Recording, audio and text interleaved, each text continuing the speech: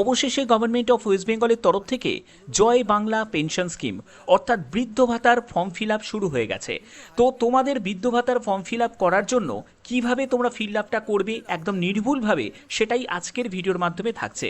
এবং তোমাদের বলে রাখি 15 তারিখ মানে আজকের ডেট, 16 তারিখ এবং 17 তারিখ, এই 3টে ডেটে জনকল্যাণ যে শিবির বসবে বিভিন্ন ব্লকে, বিভিন্ন যে জেলা অফিসে, সেখান থেকে তোমরা এই ফর্মটা পেয়ে যাবে এবং সেখানেই তোমাদের ফর্মটা জমা করতে হবে। কিন্তু এই প্রকল্পের সুবিধা পেতে গেলে তোমাদের যেটা করতে হবে নির্ভুলভাবে ফর্ম ফিল আপ। তো চলো আজকের ভিডিওর মাধ্যমে তোমরা কিভাবে নির্ভুলভাবে ফর্মটা ফিল আপ করবে সেটাই তোমাদের দেখাবো। এছাড়া তোমাদের কি কি ডকুমেন্টস তোমাদের রেডি রাখতে হবে এই আবেদন করতে গেলে সেটাও তোমাদের বলবো। তো চলো, তো প্রথমে দেখতে পাচ্ছ এই হচ্ছে তোমাদের ফর্ম, যে ফর্মেতে তোমাদের একটি পাসপোর্ট সাইজের ছবি, অর্থাৎ যে বেনিফিশিয়ারি যে এই বৃদ্ধ ভাতার সুবিধাটা নিচ্ছে, ঠিক আছে, সে মেল হতে পারে ফিমেল হতে পারে, কোনো অসুবিধা নেই। তো তাকে তার ছবি এখানে লাগিয়ে দিতে হবে এবং পাসপোর্ট সাইজের ছবি, এবং ছবিতে তোমাকে একটি সই করে দিতে হবে, সেটাই হচ্ছে সেলফ অ্যাটেস্টেড ফটোকপি। আচ্ছা, তোমাদের ফর্মটা ফিল আপ করতে হবে, ইংলিশে ফিল আপ করবে এবং ব্লক লেটারে ফিল আপটা করবে। আচ্ছা, তো ফর্মটা শুরু করছি ফিল আপ করা। তো দেখো প্রথমে যেটা বলছে সেটা হলো অ্যাপ্লিকেশন ফর, অর্থাৎ যে আবেদন করছে সে এসসি ক্যাটাগরি থেকে না এসটি ক্যাটাগরি থেকে। যদি এসসি ক্যাটাগরি থেকে হয়ে থাকো তাহলে সেখানে টিক দেবে, যদি এসটি ক্যাটাগরি থেকে হয়ে থাকো তাহলে সেখানে টিক দেবে। ওকে, এরপরে হচ্ছে পার্সোনাল ডিটেলস, যেখানে হচ্ছে বেনিফিশিয়ারি নেম, অর্থাৎ যে আবেদন করছে সেই আবেদনকারী তার নাম এখানে সম্পূর্ণ ক্যাপিটালে, তার জেন্ডার সে মেল না ফিমেল সেটাতে গিয়ে টিকটা দেবে। তারপরে তার date of birth, day month ইয়ারে মেনশন করতে হবে। এজ অ্যাজ অন 1/1/2026 হিসাবে তার বয়স কত হচ্ছে সেটা কিন্তু এখানে উল্লেখ করতে হবে। তারপরে তার বাবার নাম, তার মায়ের নাম এখানে উল্লেখ করতে হবে। তার কাস্ট, সে এসসি থেকে না এসটি থেকে সেটা এখানে টিকটা দিতে হবে। এরপরে হচ্ছে রিলিজিয়ান, সে হিন্দু, মুসলিম, খ্রিস্টান, বৌদ্ধ, কোন রিলিজিয়ান থেকে বিলং করছে সেটা এখানে মেনশন করতে হবে। ম্যারিটাল স্ট্যাটাস, অর্থাৎ যদি সে অবিবাহিত হয়ে থাকে তাহলে এখানে টিক দেবে, যদি বিবাহিত হয়ে থাকে তাহলে এখানে টিক দেবে, যদি উইডো হয়ে থাকে, উইডোয়ার হয়ে থাকে বা সেপারেটেড হয়ে থাকে তাহলে সেটাতে টিক দেবে। তারপরে হচ্ছে স্পাউস নেম, অর্থাৎ যদি কোনো বিবাহিত পুরুষ হয়ে থাকে তাহলে তার স্ত্রীর নাম, যদি কোনো বিবাহিত মহিলা হয়ে থাকে তাহলে তার হাজবেন্ডের নাম এখানে উল্লেখ করতে হবে। তারপরে হচ্ছে মান্থলি ফ্যামিলি ইনকাম, অর্থাৎ তোমার পরিবারের যতজন সদস্য রয়েছে সবার মিলিয়ে তোমার মাসিক ইনকাম কত সেটা এখানে উল্লেখ করতে হবে। এরপরে চলে যাচ্ছি পার্সোনাল আইডেন্টিফিকেশন নাম্বার, যেখানে তোমাদের কাস্ট সার্টিফিকেটের নাম্বার, অর্থাৎ যে বেনিফিশিয়ারি তার কাস্ট সার্টিফিকেটের নাম্বার উল্লেখ করতে হবে। ডিজিটাল রেশন কার্ডের নাম্বার এখানে উল্লেখ করতে হবে। AHLTIN এটাও কিন্তু ডিজিটাল রেশন কার্ডের পার্ট, যদি এটা থাকে তাহলে দেবে, যদি না থাকে ছেড়ে দেবে, কোনো স্টার নেই তাহলে কোনো দরকারও নেই। এরপরে হচ্ছে আধার নাম্বারটা মেনশন করতে হবে, ভোটার কার্ডের নাম্বার মেনশন করতে হবে। তারপরে হচ্ছে CAA অ্যাপ্লিকেশন স্ট্যাটাস, যদি তুমি অ্যাপ্লিকেবল হও তাহলে এক্ষেত্রে তুমি যদি অ্যাপ্লাইড করে থাকো তাহলে এখানে অ্যাপ্লিকেশন নাম্বার, আর যদি তোমার ইস্যুড হয়ে থাকে তাহলে এখানে সার্টিফিকেটের নাম্বারটা এখানে লিখতে হবে। তারপরে হচ্ছে যদি ডিলিট হয়ে থাকে তোমার SIR 2026-এ তোমার নাম যদি ডিলিট হয়ে থাকে এবং কেস পেন্ডিং ইন ট্রাইব্যুনাল তাহলে কিন্তু সেটা উল্লেখ করতে হবে। যদি সেটা হয়ে থাকে তাহলে এখানে ইয়েস করবে এবং কেস নাম্বারটা এখানে উল্লেখ করতে হবে। আর যদি SIR 2026-এ তোমার যদি ডিলিট না হয়ে থাকে তাহলে এখানে নোতে গিয়ে টিকটা দিবে। তো তারপরে হচ্ছে প্যান কার্ডের নাম্বার, তো যদি প্যান কার্ড থাকে দেবে, যদি প্যান কার্ড না থাকে ছেড়ে দেবে, ঠিক আছে। এর পরবর্তী হচ্ছে কন্ট্যাক্ট ডিটেলস, তো কন্ট্যাক্ট ডিটেলসে প্রথমে হচ্ছে স্টেট ওয়েস্ট বেঙ্গল, তারপরে অ্যাসেম্বলি কনস্টিটিউয়েন্সি কোন অ্যাসেম্বলি থেকে বিলং করছে তো সেই অ্যাসেম্বলিটা দিতে হবে, নামটা উল্লেখ করতে হবে। তোমার জেলার নাম, পুলিশ স্টেশনের নাম, ব্লক মিউনিসিপ্যালিটি কর্পোরেশনের নাম, তারপরে জিপি ওয়ার্ড নাম্বার উল্লেখ করতে হবে। ভিলেজ, টাউন বা সিটির নাম এখানে উল্লেখ করতে হবে। হাউস প্রেমিসেস নাম্বার এখানে উল্লেখ করতে হবে। তারপরে হচ্ছে পোস্ট অফিস উল্লেখ করবে, পিনকোড নাম্বার উল্লেখ করবে।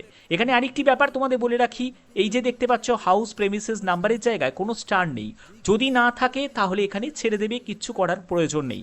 এরপরে হচ্ছে number of years duelling in West Bengal, অর্থাৎ পশ্চিমবঙ্গে তুমি কত বছর ধরে বসবাস করছো সেই বছরটা তোমাকে এখানে উল্লেখ করতে হবে। হতে পারে 20 বছর, হতে পারে 30 বছর। তার জন্য তোমাদের যখন রেসিডেন্সিয়াল সার্টিফিকেট তোমরা তোমরা পঞ্চায়েত প্রধানের কাছ থেকে বা এখানে মিউনিসিপ্যাল কর্পোরেশনের যে পৌর প্রধানের কাছ থেকে বা কাউন্সিলরের কাছ থেকে যখন তোমরা একটা রেসিডেন্সিয়াল সার্টিফিকেট বানাবে, সেখানে দেখবে তারা জিজ্ঞেস করবে যে তুমি কত বছর লিখবে। তো সেখানে তুমি যদি 20 বছর ধরে এখানে স্থায়ী বাসিন্দা হয়ে থাকো তাহলে 20 বছর এখানে মেনশন করে দেবে, 30 বছর যদি হয়ে থাকে তাহলে 30 বছর মেনশন করবে। তো যত বছর ওয়েস্ট বেঙ্গলের স্থায়ী বাসিন্দা ছিলে সেটাই কিন্তু এখানে উল্লেখ করতে হবে এবং সেটা কিন্তু রেসিডেন্সিয়াল সার্টিফিকেটেও উল্লেখ থাকবে, ঠিক আছে। এরপরে হচ্ছে মোবাইল নাম্বারটা উল্লেখ করতে হবে, তারপরে হচ্ছে ইমেল আইডি যদি থাকে দেবে, না থাকলে ছেড়ে দেবে, কোনো অসুবিধা নেই।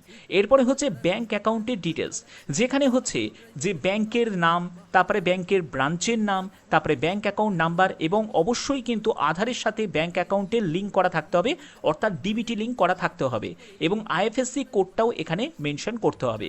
এরপরে চলে যাচ্ছি কি কি ডকুমেন্টস নিড রয়েছে। যে যে ডকুমেন্টসগুলো অবশ্যই তোমাদের জেরক্স করতে হবে, জেরক্স করে সেলফ অ্যাটেস্টেড করতে হবে, অর্থাৎ তোমাদের প্রথমে জেরক্স করলে ডকুমেন্টটা, তারপরে হচ্ছে একটি তোমাদের সেলফ অ্যাটেস্টেড বলে এরকম লিখবে এবং এখানে নিচে সই করবে এবং ডেটটাকে মেনশন করে দেবে, ঠিক আছে। ওটাই হলো সেলফ অ্যাটেস্টেড। তো প্রথমে দেখো তোমাদের যেটা দিতে হচ্ছে পাসপোর্ট সাইজের ছবি, যেটা হলো তোমাদের এই ফর্মেতেই যে পাসপোর্ট সাইজের ছবির জায়গা রয়েছে, তো পাসপোর্ট সাইজের ছবি দিলে, তারপরে হচ্ছে কাস্ট সার্টিফিকেট, তোমাদের কপি অফ কাস্ট সার্টিফিকেট দিচ্ছ, ডিজিটাল রেশন কার্ড থাকলে সেটা তোমাদের দিতে হচ্ছে, আধার কার্ডের সেটা তোমাদের দিতে হচ্ছে, ভোটার আইডি কার্ড সেটা দিতে হচ্ছে, রেসিডেন্সিয়াল সার্টিফিকেট তোমাদের অলরেডি বলে দিলাম রেসিডেন্সিয়াল সার্টিফিকেট কোথায় পাবে, তোমরা কাউন্সিলরের কাছ থেকে পেয়ে যাবে, পৌর প্রধানের কাছ থেকে পেয়ে যাবে, পঞ্চায়েত দপ্তর থেকে সেখান থেকেও তোমরা পেয়ে যাবে, তো সেটা দিচ্ছ, টিক দেবে। তারপরে হচ্ছে ইনকাম সার্টিফিকেট, সেটাও তোমাদের দিতে হবে। তারপরে ব্যাংকের পাসবইয়ের ফ্রন্ট পেজটা, একদম সামনের যে পাসবুকের যে পেজটা সেটা তোমাদের দিতে হবে। তো এই সব ডকুমেন্টসগুলো তোমাদের দিতে হবে, আর যদি আদার্স কিছু দিতে চাও দিতেও পারো, ওকে। আচ্ছা, এবার চলে যাচ্ছি পরবর্তী, এই জায়গাটা কিন্তু খুব ইম্পর্টেন্ট একটা পার্ট, যেখানে বলছে যে সেলফ ডিক্লারেশন অ্যান্ড নমিনেশন। দেখো এখানে বলছে যে in the event of my death I hereby nominate, অর্থাৎ ধরো তুমি এই প্রকল্পের সুবিধা নিচ্ছ, তোমার ব্যাংকে কিছু আস্তে আস্তে জমছেও, এবার হঠাৎ তোমার যদি মৃত্যু হয় তাহলে তোমাকে এমন কাউকে নমিনি করে যেতে হবে যাতে সেই যে অবশিষ্ট যে অ্যামাউন্ট সে ব্যাংক থেকে টাকাটা তুলে নিতে পারে, ঠিক আছে। তো তার জন্য সেই নমিনির নাম, তার অ্যাড্রেস এবং তার সাথে তোমার সম্পর্ক কি সেটাও কিন্তু উল্লেখ করতে হবে, ঠিক আছে। তো যাই হোক, এর পরবর্তী হচ্ছে এখানে দেখো 3 নম্বর জায়গাটা যেটা বলছে সেটা হলো যে যদি তুমি কোনো সেন্ট্রাল গভর্নমেন্ট, স্টেট গভর্নমেন্ট বা লোকাল কোনো অ্যাডমিনিস্ট্রেটর বা গভর্নমেন্ট এডেড অর্গানাইজেশন থেকে কোনো পেনশনের কোনো সুবিধা যদি পাও প্রেজেন্টলি, এর মধ্যে দেখো লিস্টগুলো দেওয়া রয়েছে, তাহলে সেটাতে তুমি টিক দেবে, তাহলে কিন্তু এই প্রকল্পটা তুমি আর পাবে না, ঠিক আছে। যদি না পেয়ে থাকো তাহলে এই জায়গাটায় ভুল করেও কিন্তু কোনো টিকটা দেবে না, ঠিক আছে। এর মধ্যে কিন্তু অনেকগুলো অপশন রয়েছে, সবই কিন্তু বৃদ্ধ ভাতা, ঠিক আছে। দেখো তোমাদের বৃদ্ধা ভাতা যেগুলো ওল্ড এজ পেনশন রয়েছে, উইডো পেনশন রয়েছে, ডিসেবিলিটি পেনশন রয়েছে, যদি পেয়ে থাকো তাহলেই কিন্তু এখানে টিকটা দেবে এবং তাহলে কিন্তু এই যে প্রকল্পের এই সুবিধাটা তুমি কিন্তু পাবে না, ওকে। আচ্ছা, এর পরবর্তী হচ্ছে তোমাকে এখানে ডেটটা মেনশন করতে হবে এবং তোমাকে একটি সই করতে হবে এখানে, ঠিক আছে। এবং এই জায়গাটা হচ্ছে যারা অফিসিয়াল তারা কিন্তু এই অফিসার তারা কিন্তু এই ব্যাপারটা কিন্তু ফিল আপ করবে, এটা তোমাদের কিছু করতে হচ্ছে না। তো এই ফর্মটা তোমাদের কোথায় জমা দিতে হবে? এই ফর্মটা তোমাদের জমা দিতে হবে যে জনকল্যাণ যে শিবিরের যে ক্যাম্প, সেই ক্যাম্পে গিয়ে তোমরা এই ফর্মটা তোমরা পেয়ে যাবে, সেখান থেকে তোমরা উইথড্র করবে এবং সেখানেই তোমরা জমা করে দেবে, ঠিক আছে। তো অসুবিধা কিছুই নেই, ওখানেই তোমরা জমা তোলা দুটোই কিন্তু করতে পারবে। শুধু এই ভিডিওর মাধ্যমে কিভাবে তোমরা নির্ভুল ফর্মটা ফিল আপ করবে সেটাই তোমাদের দেখিয়ে দিলাম। আরেকটি ব্যাপার তোমাদের বলে রাখি, এখানে কিন্তু যারা এসসি এসটি তাদের জন্যই কিন্তু এই সুযোগটা রয়েছে, যারা জেনারেল তাদের জন্য কিন্তু এটা নেই। তো যাই হোক, আর যদি পরবর্তী কোনো আপডেট আসে বা অনলাইন ফর্ম ফিল আপ যদি শুরু হয় অবশ্যই তোমাদের জানানো হবে। তো আশা করি ভিডিওর মাধ্যমে প্রত্যেকটি তথ্য একদম A to Z ভাবে তুলে ধরলাম। ভিডিওটা কেমন লাগলো অবশ্যই ভিডিওটাতে লাইক করে জানাবে এবং তোমাদের যদি কোনো মতামত থাকে অবশ্যই তোমরা সেটা কমেন্টে জানাতে পারো। এখনের মতো এটুকুই, টাটা।